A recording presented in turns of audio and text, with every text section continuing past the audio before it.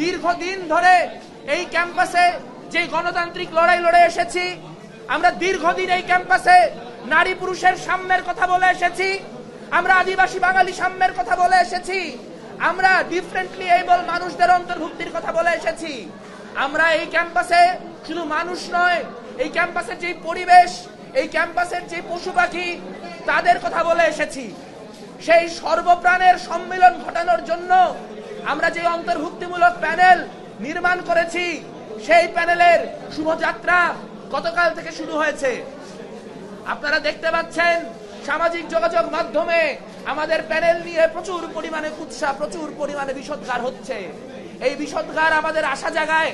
তার কারণ প্রতিক্রিয়াশীল শক্তি যে শনাক্ত করতে পেরেছে তাদের প্রধান শত্রু এই ক্যাম্পাসে কে, এটি আমাদের আনন্দের জায়গা, এটি আমাদের বিশ্বাসের জায়গা।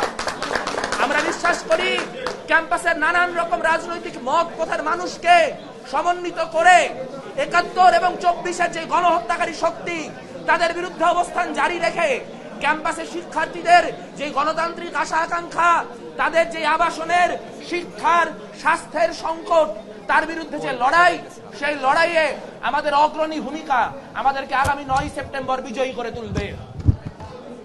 আমরা বিশ্বাস রাখি এই যে নির্বাচন, সেই নির্বাচনের মধ্য দিয়ে বাংলাদেশে এক ধরনের ছাত্র প্রতিনিধিত্বের যে লড়াই, সেই ছাত্র প্রতিনিধিত্বের লড়াই অনেক দূর এগিয়ে যাবে। কিন্তু আমরা একই সঙ্গে দেখতে পাচ্ছি প্রশাসনের অদক্ষতা, আমরা দেখতে পাচ্ছি প্রশাসনের পক্ষপাতমূলক আচরণ। আমরা দেখতে পাচ্ছি যে একদিকে গতকালকে মিটিং করে তারা বলেছেন, তারা নাকি জানিয়েছেন যে আসলে হলে যেই পরিবর্তন, হলের রাজনীতির রূপরেখা কি হবে তা তারা ডাকসুর আগে নির্ধারণ করবেন। এটা আমরা অনেক দিন ধরে দাবি জানিয়ে আসছিলাম, কিন্তু আমরা স্পষ্ট করে বলতে চাই, এর মধ্য দিয়ে যদি ডাকসু পিছানোর কোনো পায়তারা হয়, সেই পায়তারা ঢাকা বিশ্ববিদ্যালয়ের শিক্ষার্থীরা সহ্য করবে না।